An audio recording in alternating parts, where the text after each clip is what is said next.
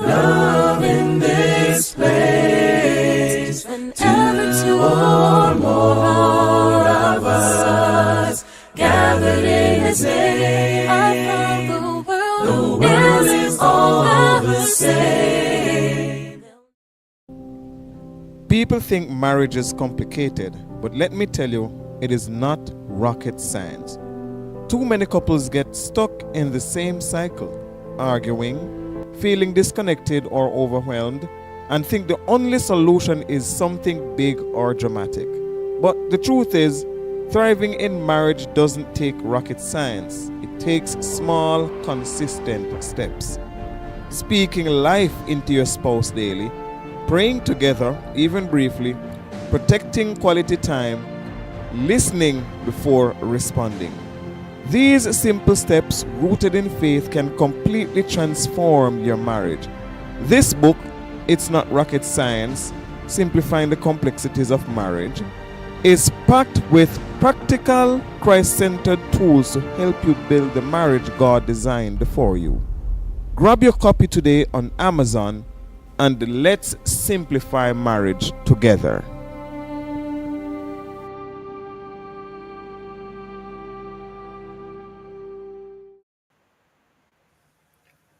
Good evening. Welcome to another segment, another episode of Level Up Your Marriage with Paul and Raquel Blake from out of Jamaica. Good evening. We have not been on for a little while, and for those of you who missed us, we just went through a very devastating hurricane. And so we have been off for a few weeks because there was not a lot of connection in many places in Jamaica. The south and west side of the island is basically totaled, very destroyed, and many persons have lost their homes. And so we are still reeling from the after effects of Hurricane Melissa. So we solicit your prayers for those persons who are still suffering and will be suffering for some time, even as they receive help. But God is good. All the time. And we are still here and very much alive. And even those persons who have been affected are still saying that they are thankful that they are still alive, because many persons would have lost their lives. I think to date we have over 45 persons who have lost their lives in the hurricane. So we give God thanks that we are still here. Welcome, Raquel. Thank you. Welcome, everyone. We are happy to be back. We missed you a few weeks, but we are happy to be back. And then we're also back with a bang. Yes. This evening we will be sharing. Our conversation will be coming from our recently published book. You have been seeing the ads, you have been seeing the notes, the videos about our book entitled It's Not Rocket Science, Simplifying the Complexities of Marriage. And so this evening we thought it would be nice, it would be a good idea to share some of the highlights of the book so that you to grab your interest and to encourage you to make a purchase, to reach out to us and to give us your feedback as we continue to level up marriages and to spread the message that marriage is a good thing. Marriages are good things. And of course, that with God's help, then you can have a successful marriage. Paul? So how did this book come about? What was the genesis of this book? Everybody, most persons who know me know that I am a writer by heart. I have authored 7 books before this. But I've always wanted to author a book with Raquel. And the fact that both of us are involved in counseling as part of our profession, and we spend a lot of time dealing with relationships. We spend a lot of time dealing with families. And so I just thought it prudent that if we are involved in looking at all aspects of marriage, then why not write a book? Why not allow a book to be a part of our legacy. And so it's not rocket science was born. And Yes. Coupled with level up your marriage, coupled with Level Up Your Marriage, we thought that it was a very good resource to go along with Level Up Your Marriage. And you will find when you read it, you will find that a lot of the stuff that we would have discussed on this platform would also be covered in this book. So, and it's very simple. It's not complicated, and that's why the name that name goes along with the fact that it's very simple. It's not rocket science, simplifying the complexities of marriage, because we also believe that marriage is really not as complicated as people make it out to be. We believe that if two persons are willing, and if God is at the center of their union, their relationship, we strongly believe that all challenges can be worked through. That's and right. and this book is actually very, very biblical in its foundation. We believe that marriage was designed by God for man and woman. And so we want to just explore the book this evening a little bit. We're not going to read out everything in it, because we just want to stir your excitement That's right. so that you can go out and get a copy and Yes. and and start transforming your marriage. Because we also believe that in writing a book, we are not just looking for readers or persons to buy. What we are looking for is for persons to be transformed. We want marriages to be transformed in this age that we live in, this time that we live in. Many persons are going through various challenges in their marriages.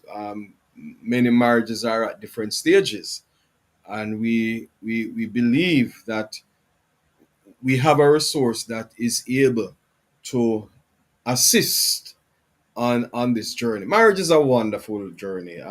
Raquel and I have been doing it over um, 18 18 years, years. looking forward to 19. If God's willing, we will celebrate 19 years in 2026, and we are really excited about that.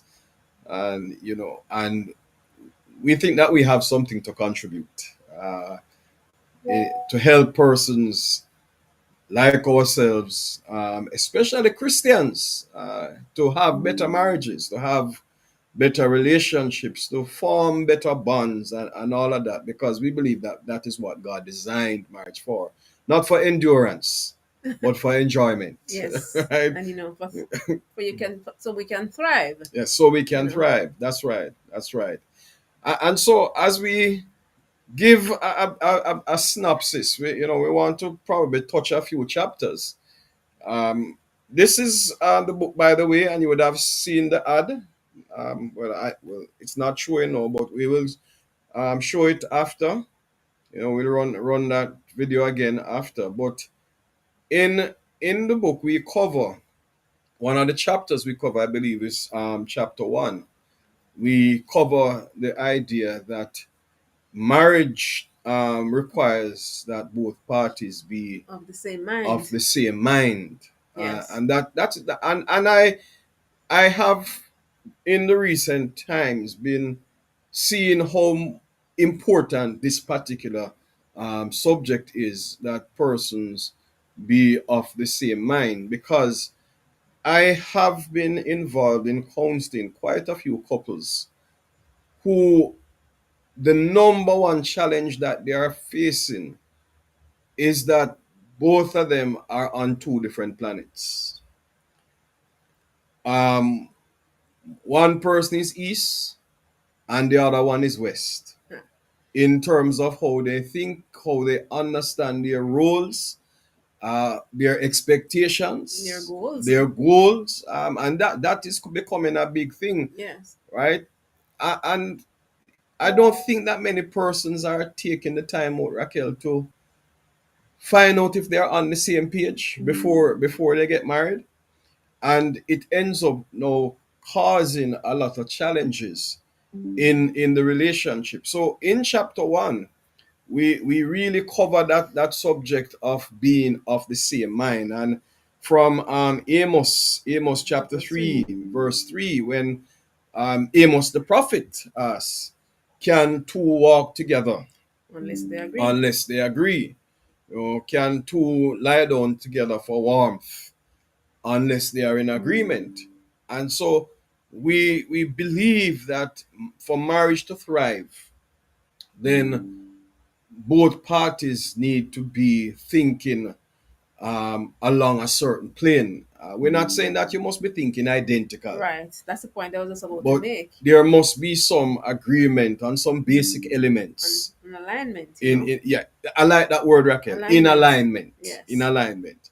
Because what I'm finding in many of the counseling sessions is that many people are out of alignment. Yes. You know, And you can relate, when a car is out of if alignment, you what if you are happens? driving, you're driving a car, and your car, the front end is out of alignment. When you are driving, you have the steering wheel straight, but the car is drifting either left or right.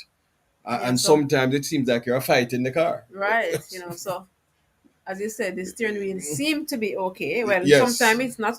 Sometimes Well, the steering wheel there's is okay. adjustment. Correct. The steering wheel is okay. So on the surface, Yeah. your marriage might seem okay Hmm. to others, but then when you in the quiet times or when you're by yourself, there's a struggle because there's misalignment and there are disagreements, Yes. and so it's very very important, and that's why we started with that chapter. And sometimes, Raquel, it is some of the simple things, some of the simple challenges that we have that shows up the fact that our relationship is out of alignment.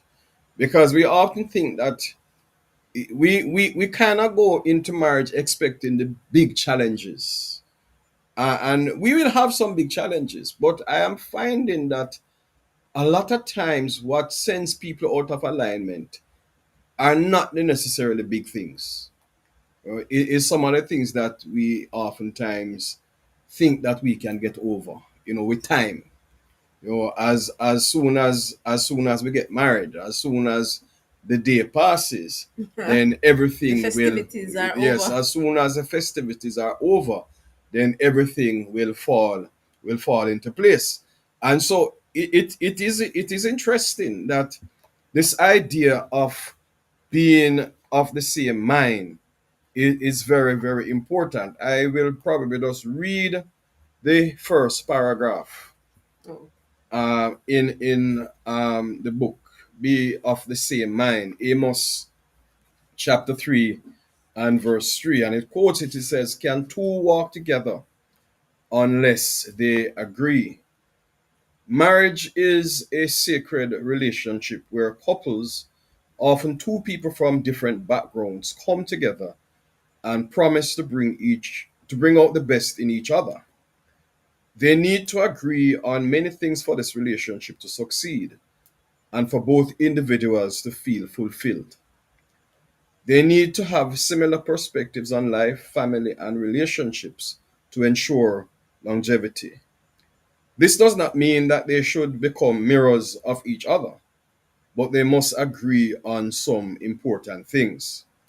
When couples are not in agreement with one another, there is the possibility of many things going wrong in the relationship. Agreeing means having similar moral standards, aspirations, spiritual convictions, and other characteristics that will work to build a connection between two people. When there is agreement, lines of communication are likely to remain open, which leaves room to work out any challenges that may pop up in the future. And that is so important. the lines of The communication. lines of communication open, being kept open, and we find that in many of the sessions that we deal with couples, in many marriage seminars that we have done together, one of the number one complaint is communication, Yes. the lack thereof, or the breakdown Of communication. of communication. And so, as chapter 1 deals with that important element of being in alignment, being of one mind, we have to, I set that against the background of how God set marriage as a foundation for humanity. When God made Adam, when God created Adam and placed him in the garden, and the Bible says that when Adam looked around, there was no one like him. And Yes. I find that statement very, very interesting, Yes. because Adam had all of the animals there, and God did not choose one of the animals for him, Not at all. right?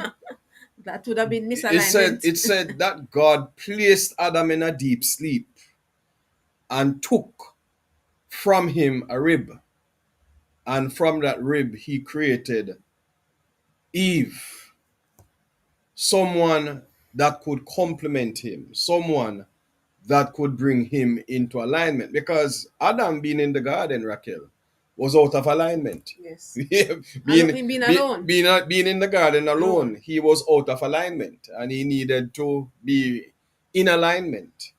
And he said, there is no one like me. There is no one for me. Everything that you have created, God, you have made someone, an animal similar to that animal.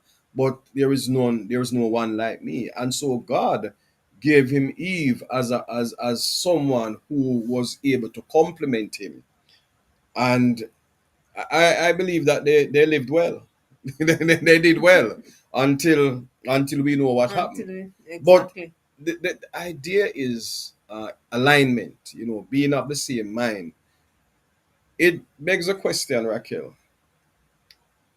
When we seek a partner to share our lives with, it is very important that we investigate the persons that we are married to or we're sharing a relationship with. Investigate. Yeah, man. That's the word? Yes, investigate, right? Yeah, some investigation has to be done. I agree. I Yes, did some yeah, investigation before I married you. yes. You have to speak to people, to persons. You have to speak to the friends of the persons that you are interested in. You have to speak to family. You have to do that kind of investigation, that you know that this person that you are going to spend your life with is somebody that you are really in alignment with. So somebody that you know that you are of the same mind. You just imagine two people being married, and then somewhere in the marriage you find out that you don't share the same value system. Yes, we use the word investigation and investigate, but as you know, we have every time on this program we talk about the benefits of pre-marital counseling. Benefits of So premarital the counseling. investigation takes many different Yes, forms. that's true. That's So the true. research investigation um, takes the form of premarital counseling, Yes, that's where true. That's in a true. session like that, in a safe space, Mm-hmm. persons, with the help of a trained counselor, with the help of an expert, will get a chance to explore That's some of the right. red That's flags, right. some of the That's right. issues That's that they right. need to prepare for as they are navigating and thinking about marriage. Talk about children or sex Yes. or And that's, finances. as a matter of fact, that's one of the chapters that we also cover. Yes, The benefits of premarital counseling. And we also went the extra mile, because for those persons who would have listened to this program know that I am also an advocate of postmarital counseling. yes, Right? I believe that counseling should take place, not only before but also after. And so postmarital counseling for me is a big deal. And unfortunately, and very unfortunately, I find that a lot of couples still have not yet bought into the idea of postmarital counseling. And when I say postmarital counseling, I don't mean coming for counseling when there is a problem. Because the only time we see many people for marriage counseling, besides premarital counseling, is when there is a problem, right? So I'm not in any way suggesting Even though it is important, but post-marital counseling for me is not when the problem occurs. I believe that after the wedding day takes place, after the honeymoon is over, I think that couples need to take the time to work out some of the kinks. When you buy a piece of machinery, sometimes before it begins to function properly, you have to work out some of the kinks. And so for me, postmarital counseling really represents that. Um, as you make the adjustment, as when the fun is over, well, not the fun is over, when the day is over, and the visitors have gone, And and the you're gifts have left, been opened, I think and you you're need to, left with the and you reality. are left with the reality Reality. when this is the person that you will now have to spend 24 hours of the day with. I think that there are some challenges that can occur that you need to spend some time and work out. Anything to say on that? Yes, yeah, I'm in agreement. I'm in alignment. You're in alignment. I'm in alignment. So you spoke strongly about the postmarital counseling, and we also advocate for premarital For counseling, primary, because yes. sometimes persons, they are in that phase where they are on cloud nine. Yeah, They are not stopping to think about the realities. So although marriage is wonderful, although marriage um, is heaven sent. God wants us to be prepared. that's He right. wants individuals, husband and wives, to be prepared. And this book, when we were in Cayman recently, someone said it's not rocket science, and they said, "Oh, surely marriage is rocket science." But I hasten to show them the rest of the title, Mhm. simplifying the complexities. So yes, there are complexities Yes, involved in marriage, but the idea is that with our book, we want to help you to understand that although there are complexities, there are tools and tips and strategies that you that can can use. use Yes.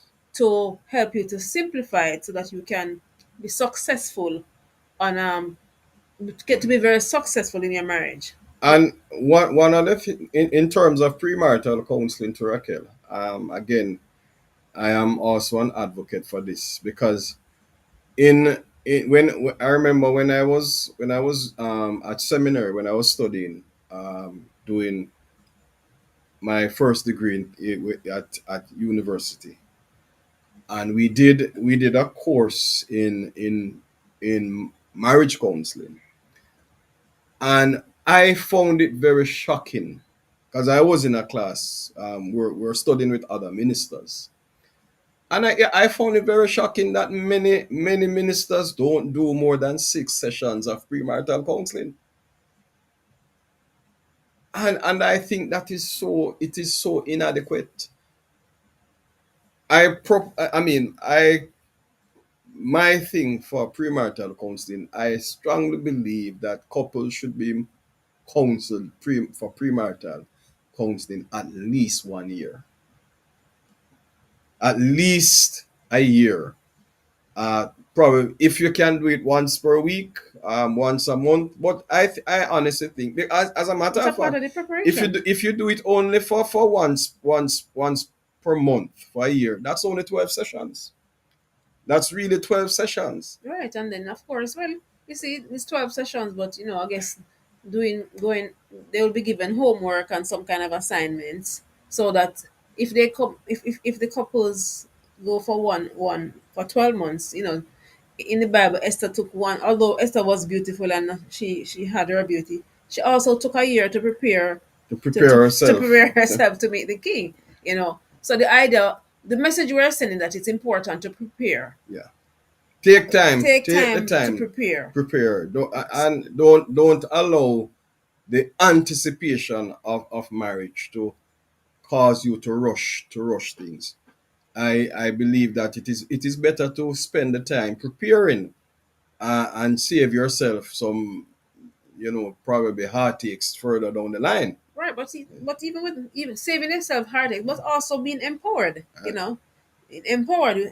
Or chapter 3, or the other section of the book, we spoke about words, tongues, and rules of engagement. Mm-hmm. So the premarital counseling also empowers the couples with Yes. information, with tools, with strategies, with techniques, with guidelines for success. Mm-hmm. And True. the chapter talking about rules of engagement, that's an exciting chapter. Yes. And we won't go into a lot of it because we definitely want you to go and get the book.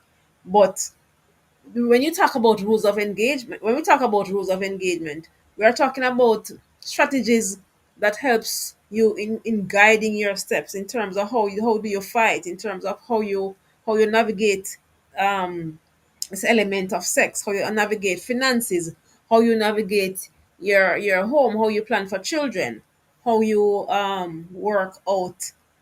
There's a song that says there's no finance without There's no romance romance without without finance. Well, we don't necessarily agree with that, but we know that it takes cash to care. There has to be the element of finance. We have to discuss that in any in Yes. any relationship. So rules of engagement is one of those chapters that we want you, when you get the book, to delve into it and to see you can how it can help you, and what are some tips that you would have employed for yourself. In this particular chapter, we discuss the power of words, Yes, yes, uh, and which also is part of the communication. That a lot of times as couples we don't understand fully the effect that words have on our relationship. yeah, Words can make your relationship blossom, or it can be the death of it. yes, And many couples have gone through different challenges, and a lot of it has to do with what is said, yes, and sometimes what is not said. And so we looked at the power of words, understanding that, as James says, that there is death and life in in the the power of the tongue. tongue. Yes, there is death and life in the tongue, and we looked at the fact that as couples we have to learn how to speak to each other, and not only just to speak to each other, but we have to learn how to speak life into each other. I love that term, speaking life. Yes, how you build In up, how we build Yes, up each other. and that's what a growing relationship is about. As you grow together as a couple, your level of intimacy and friendship is something that is supposed to be growing, getting stronger. And you find we have couples where the longer they are married is the more resentment they build up for each other. That's not healthy And at that all. that that resentment sometimes turns into hatred, which ends up in divorce. And persons married for 20, 30 years, and you don't understand how is it that they got to the point where they can't even stand being in the same room with each other. That's And unfortunately, sometimes these people choose to remain married because of society's expectations and because of children and all of that. that sounds like they need some post-marital counseling. They Well, need the help of a yes, professional. and so when persons stop talking to each other, that is something that's important. And we also find that a lot of this challenge occurs, and we had discussed in one of the previous sessions, that a lot of times when the children leave the nest, when the children leave home, Yes, many couples find themselves to be virtual strangers because they have stopped talking to each other. they They have stop stopped dating each other. communicating. They are, the words are no longer there. And so it is important that we understand the power of, so when we look at words, sometimes we only think of words in terms of arguing and all of that, but words actually bring life into the relationship. The idea of speaking to each other as friends, as partners, as co-workers in in this the journey relationship, this together. journey Yeah, together. And that is very important. You know. Soft answers, speaking with grace, not heat. And you spoke about the rules of engagement, and I really love that section, Raquel, that spoke about the rules of engagement. Conflict is not something that we can escape where a relationship is concerned, and even in conflict, there must be some ground rules that are set, that when it does happen, you don't overstep, or you don't go beyond the boundary that you have set, which now allows you to maintain your relationship. And when we give each other grace, it is so important. Giving each other grace is important. You know, when you talk about giving each other grace, that's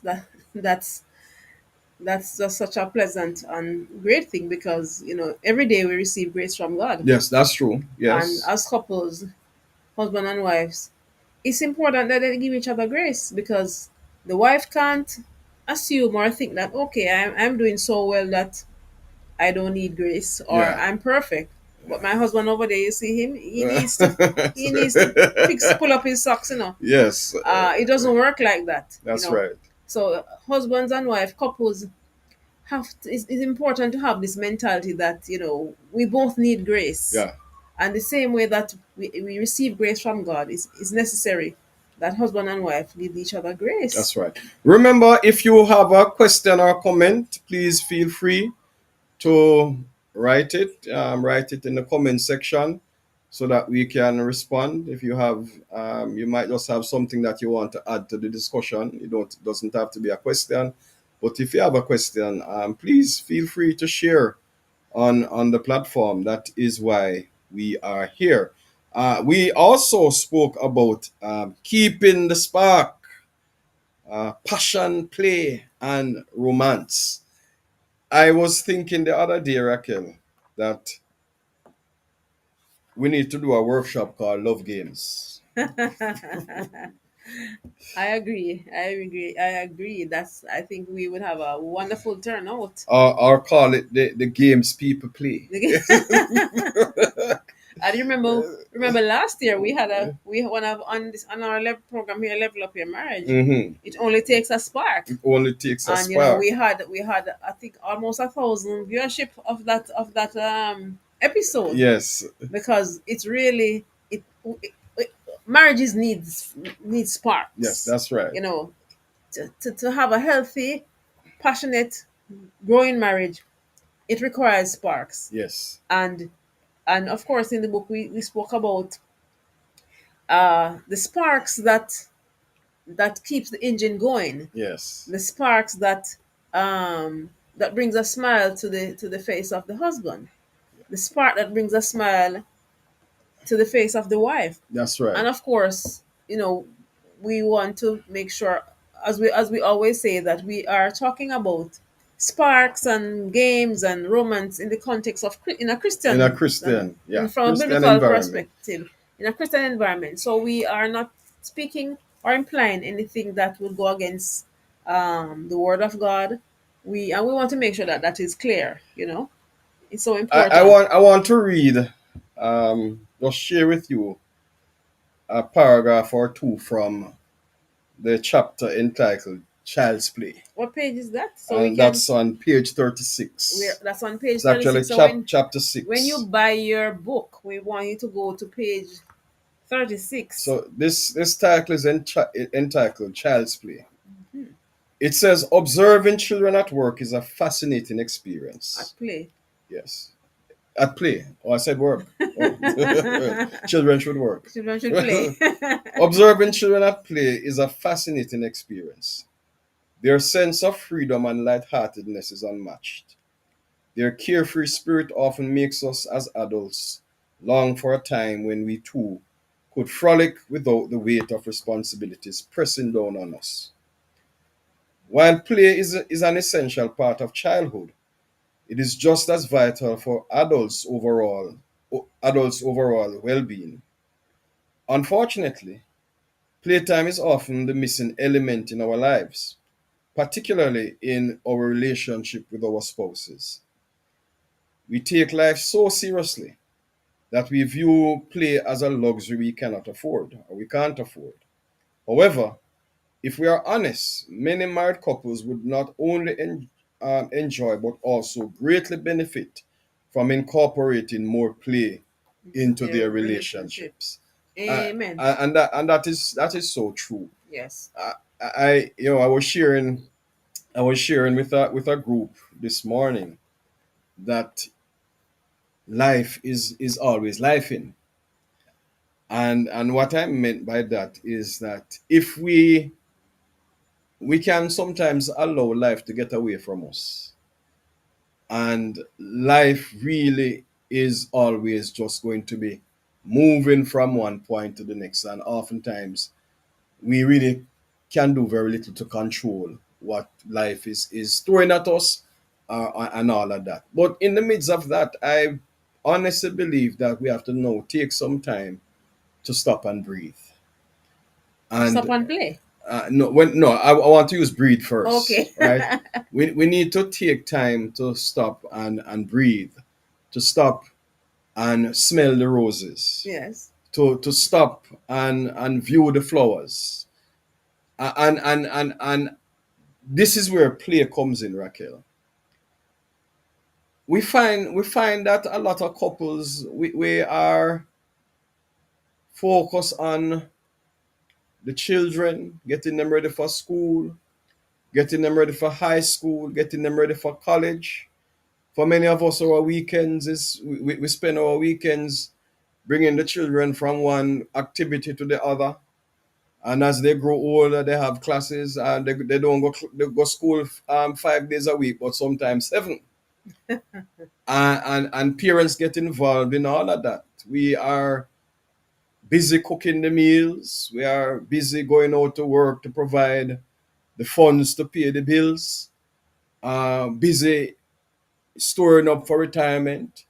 Busy expanding the house that needs to be expanded. And in all of that, I'm not really talking sometimes about play. We're talking about importance that of well, play no, here. that's where I'm So going. That's where I'm going. I In know. all of that, sometimes we forget to play. We forget that in all of this hustle and bustle of life, there are moments when we need to just stop and be carefree. Yes. Yeah. And this is where play is very important. I remember there was a workshop sometime many years ago that I always remember, that workshop that our good brother Trevor Smith did. Um, in Jamaica, we have a term for play called ramp. It's from the Jamaican colloquial language. We say we say your ramp, and that workshop was actually entitled ramp. I don't remember what ramp stand for, but I know one of it is recreation and something else. But that idea of ramping and playing, And playing. sometimes as couples we need to get back to feeling like children at heart. Maybe not the bones, right? Not the, but the mindset. It's the But the mentality. mindset, It's you it's know. it's a playful attitude. It's so enticing. You know. So we want to, as you're speaking there, you spoke about dropping off the children to school, carrying on the weekends for the extra lessons. So we want to definitely invite our listeners now to schedule one playful, non-serious activity with your spouse for this weekend. You Yes. know. So we're gonna schedule one with ourselves afterwards, right? Yes. But we want to put it out there that those who are listening and those who will listen to the rebroadcast, that you schedule one playful, non-serious activity with your spouse this weekend, whether it's game night, dance in the living room, a silly date, scavenger hunt, something that takes you back to being playful, to being light-hearted, because really, and it takes away some of the stress, and I it but brings joy to the interesting relationship. interesting Raquel. The research shows that couples who remain playful throughout their relationship, is not that they just tend to do better at the relationship, but they actually live longer.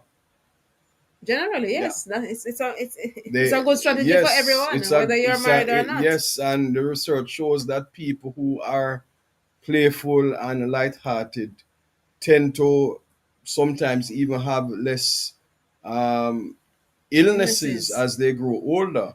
And the Bible speaks about Um, that laughter and is good yes, medicine. Yeah, laughter laughter is is good good medicine. medicine. Persons who are, who have that kind of personality, research shows that they don't even suffer some of the diseases that as you get older, like dementia and Alzheimer's and all of those things. And even persons who end up in that state because of their personality, their playful personality, they actually tend to do better even when they are suffering from diseases like Alzheimer's and dementia and so forth.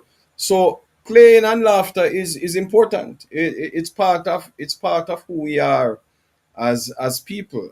And what better place to remain playful than in our relationships. Yes, Child's play. that's a part of the strategy. That- Look at how young I look. I mean, look at how young you look. Right. Sometimes we do crazy things in the house. Paul makes crazy noises and sounds, and we play and we, we have a good time. So it's something that we definitely practice, and it's something we want to encourage you to do as well. And in the book we give a whole list of Yes. games. We have 20 list of 20 20 things that 20 you can. games for Yes. couples to play, married couples, and all of them are moral. Yes. All right. All of them are things that you can do in front of your children.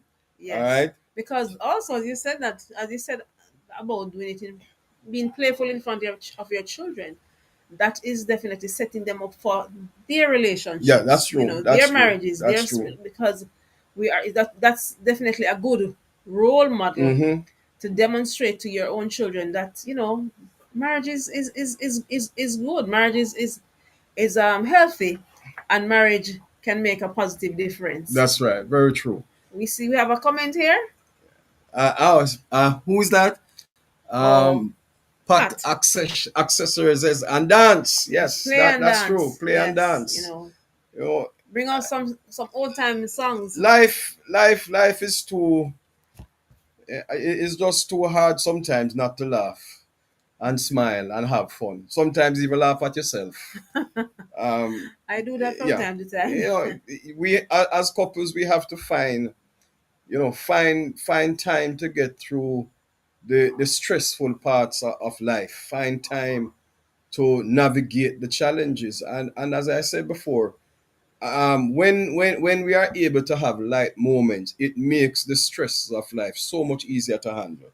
So never forget to play. And if you're a Jamaican, never forget to ramp as a couple, right? It is important.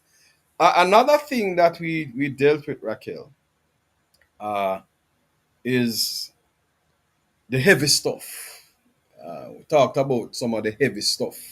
Yes, I guess in all of life there'll be some heavy stuff. Yes, While you play, then you know all work and no play makes Jack a that's dull boy, right. and all work and And all work and no play play. makes Jill Uh, a dull girl. and so we looked at you had mentioned it a while ago that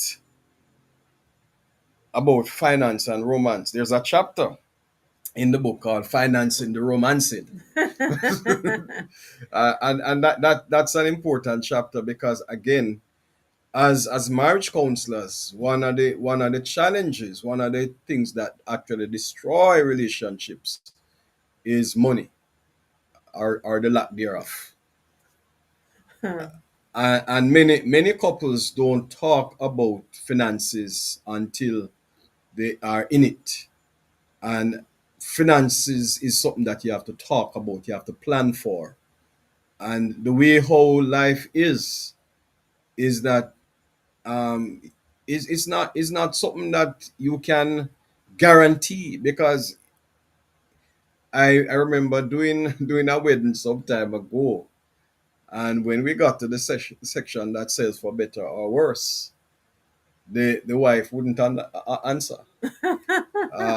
She's yes, and and During the and ceremony. yes, man, and I decided that if if you can't answer, then we really can't go ahead with the wedding, Wedding. because this is a part of the vow, for better or worse. And she said that, And but that's the reality of she life. not getting married for worse. But I said that's part of the vow. That's part of it. We don't know when life can change. We may have the best financial plan that money can buy, and life will happen.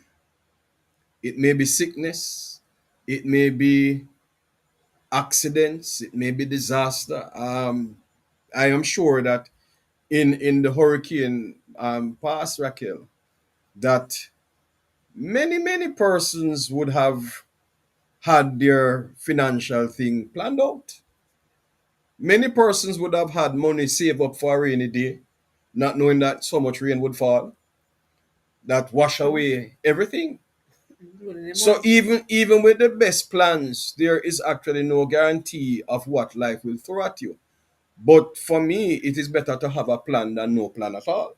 That's true. And so when we talk about finances, and this is especially for young couples, persons who are probably still dating or about to get married, or some persons who have just been married recently, this is something that you need to talk about. You need to. I have been encouraging couples that I'm counseling, Raquel, that I cannot sit down and make a financial plan for you, because I believe that there are other persons who are more capable than I am to sit down with couples and speak to them about their finances. And so I've been encouraging couples as part of the premarital counseling package to go And and get speak to a financial financial advisor, advisor. That's true. somebody who can guide you along a certain path, so that you can find that kind of stability as you enter into the marital relationship, because there are so many moving parts, Raquel, to this finance thing.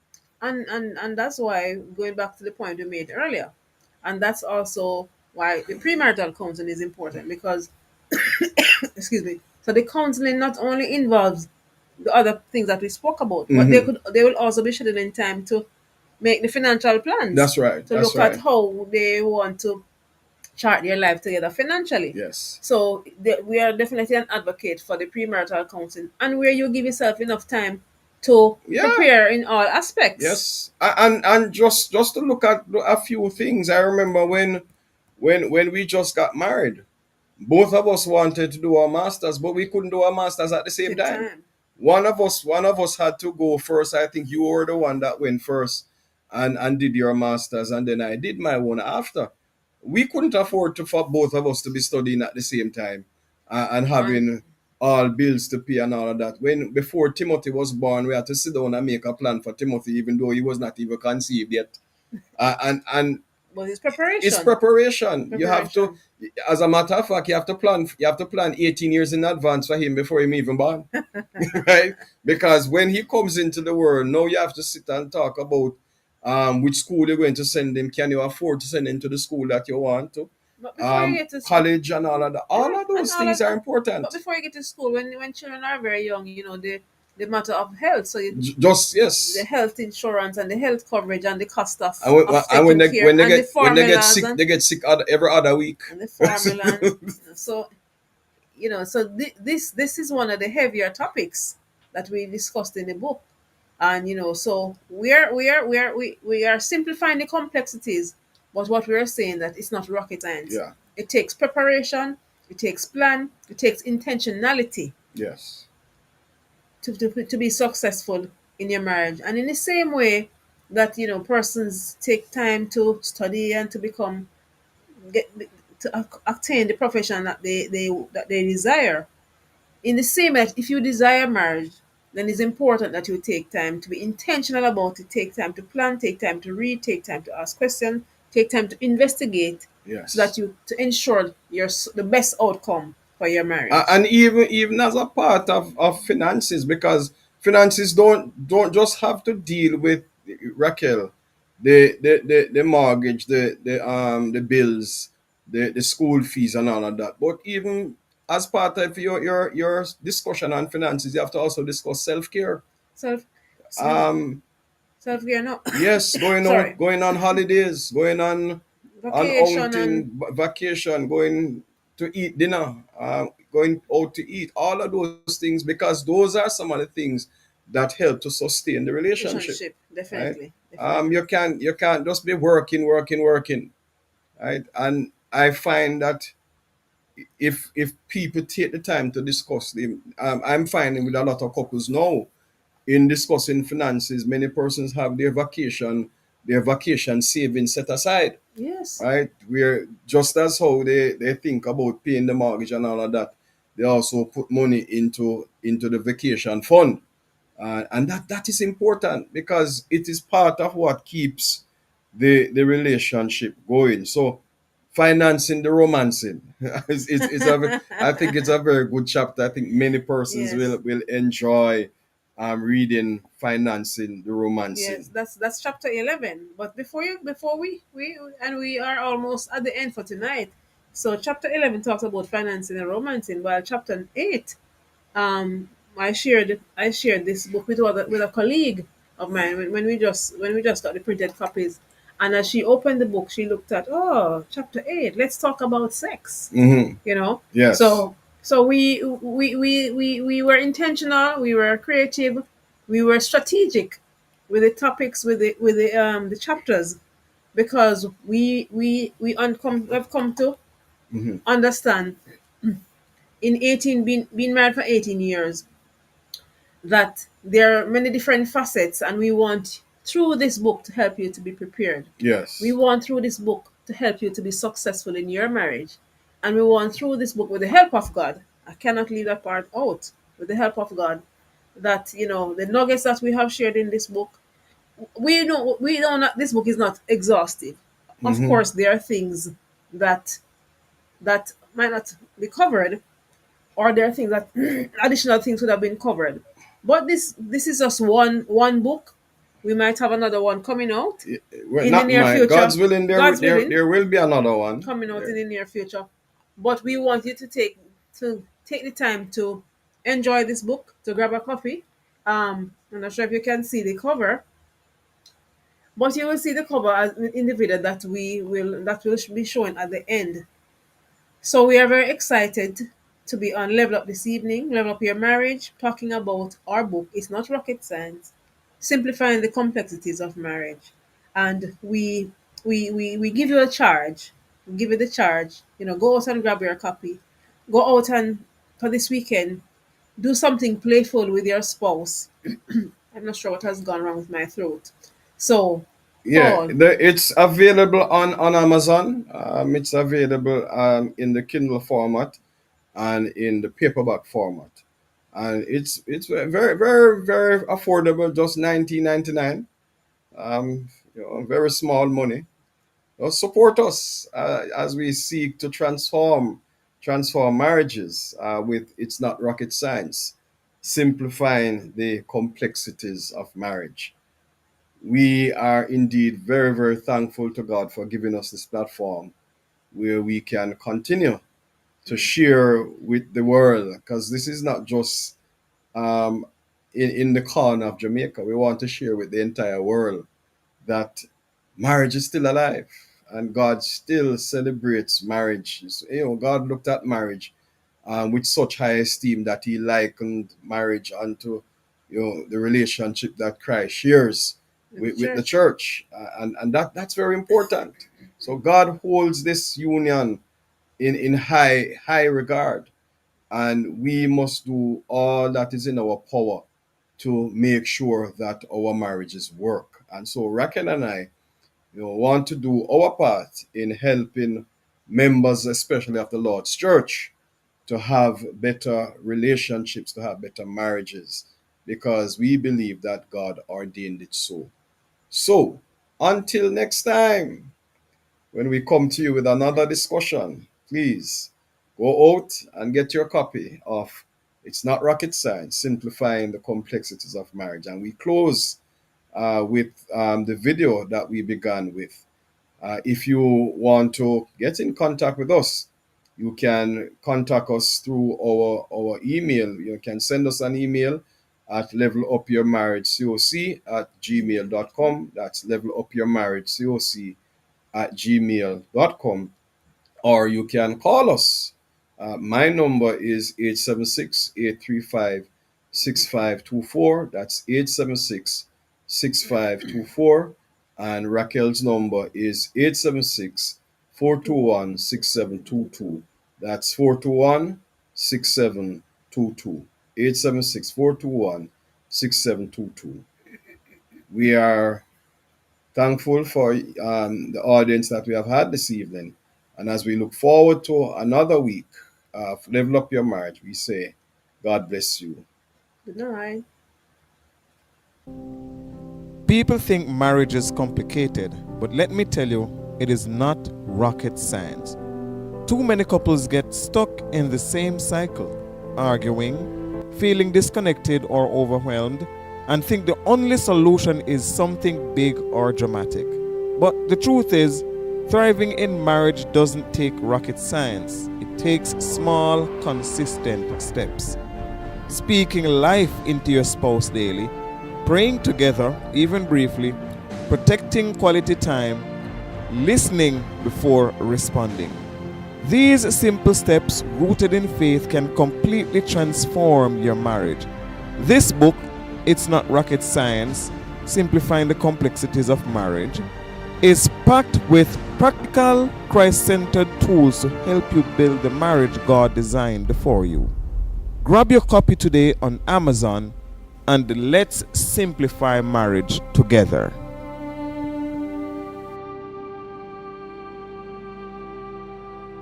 They can never take the love